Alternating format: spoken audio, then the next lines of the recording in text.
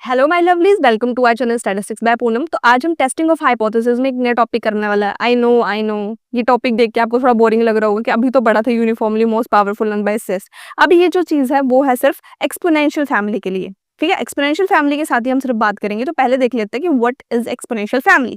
So a family of distribution is exponential if its density looks like this. मतलब यहाँ पर आपको formula दे दिया है कि अगर एक्सपोनेंशियल फैमिली तभी वर्क करेगी इस चीज में, इस टेस्ट में, जब आपकी जो पीडीएफ है, जो आपका डेंसिटी है, वो कैसे दिखेगी इस फॉर्मूले में, जिसमें आपके पास एच एक्स है, मल्टीप्लाइड है। ऑब्वियसली आपको पता है कि मल्टीप्लाई का मतलब मल्टीप्लाइड ही होता है। ये है एक्सपोनेंशियल, ये है आपका ईटा इंटू मतलब ईटा थीटा टी एक्स माइनस ए थीटा, जिसमें आपका टी एक्स क्या है, सफिशिएंट स्टैटिस्टिक्स। ये सभी को पता है, सफिशिएंट स्टैटिस्टिक्स से हमने टी एक्स के बारे में बहुत बात किया, बहुत मींस बहुत ज्यादा। ठीक है, now theta is your parameter, सभी को पता है, जिसके बारे में हमें पता करना होता है कभी कभी, and it is known as parameter only. ठीक है, now MLR often holds in TX। ठीक है, अब क्या करते हैं, अब हम नेक्स्ट देखते हैं कि when do UMP test exist. पहली बात तो ये कि कब एग्जिस्ट करता है इस वाली एक्सपोनेंशियल फैमिली में।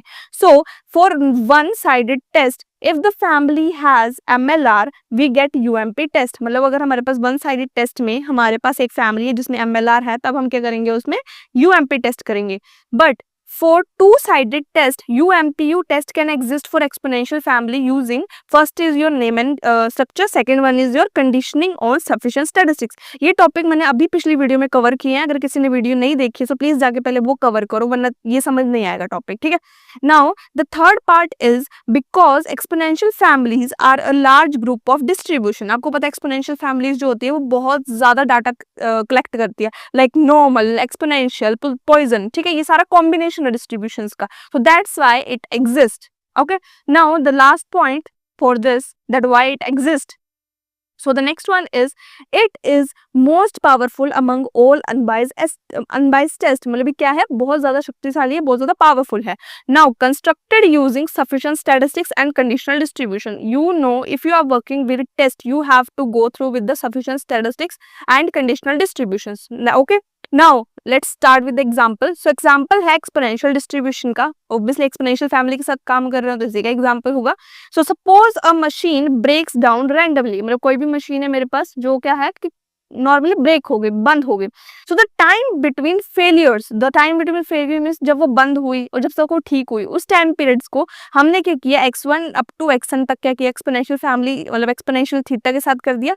वेयर थीटा क्या है हमारा, एवरेज टाइम बिटवीन फेलियर्स। अभी जो मैंने आपको बताया कि खराब हो गई वहां से लेकर जो जब तक ठीक हुई, मतलब जो टाइम पीरियड था वो क्या रहेगा हमारा, ये average time. So unknown, you want to test if the average is equal to an known value theta naught. ठीक है, नाउ इसके स्टेप्स क्या है, the sum t is equal to summation xi is equal to sufficient statistics. ये सभी को पता है। Okay, to test theta is equal to theta naught. अब हमें करना है कि जो थीटा है, ये जो ऊपर थीटा था, ये थीटा नोट के इक्वल है या नहीं। So we will use the gamma distribution. Gamma distribution use करेंगे जिसमें हमारा जो टी है वो फॉलो कर रहा है गामा, जिसमें जो हमारे पैरामीटर्स हैं वो क्या है, एन और theta. Now choose to cut off C1 and C2 such that, जो हमारी प्रोबेबिलिटी है थीटा नॉट टी क्या होगा, लेस देन C1 होगा, plus probability theta naught T is greater than C2 is equal to alpha. समझ आया? Now reject H naught if T is less than C1 और T is greater than C2। ठीक है, ये हमारी conditions थी। तो यही था हमारा आज का topic related to testing of hypothesis में, जो हम एक्सपोनेंशियल फॉर्म लिखे। देखो इससे रिलेटेड कोई बहुत ज्यादा मतलब एक्स्ट्रा ऑर्डिनरी क्वेश्चन नहीं आता, but you just need to know कि ये क्या है, क्या होता है। इवन अगर आपको फॉर्मूला आ जाता है या कोई लाइन आ जाती है ऐसे MCQs में, फॉर एग्जांपल टेस्ट में, तो आप इजीली लिख सकते हो। ठीक है, और अगर आपको कुछ डाउट है प्लीज कमेंट सेक्शन में बता देना। I am always available for you and bye bye.